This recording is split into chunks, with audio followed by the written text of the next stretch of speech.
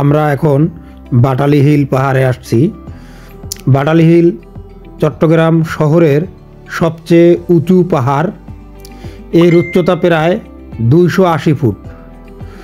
চট্টগ্রাম শহরের 0 পয়েন্ট থেকে মাত্র 1 কিলোমিটার দূরে টাইগার পাস এলাকায় বাটালি হিল অবস্থিত।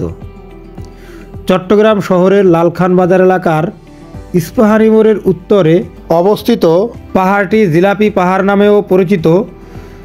বাটালি হিলের পাহাড়ি রাস্তাটি জিলাপির মতো আঁকা বাঁকা দেখায়, এ কারণে তাকে জিলাপি পাহাড় বলা হয়। পাহাড়ের চূড়ায় ওঠার সময় অন্যরকম চমৎকার অনুভূতি। বিপুল সংখ্যক লোক পাহাড়ের চূড়ায় আরোহণ করে সতেজ বাতাসে শ্বাস নেয় এবং বঙ্গোপসাগরে সূর্যাস্তের দৃশ্য উপভোগ করে। অনেক বছর পূর্বে দূর সমুদ্রে চলাচলকারী জাহাজের দিক নির্দেশনার জন্য বাটালি হিলের উপর একটি বাতিঘর ছিল।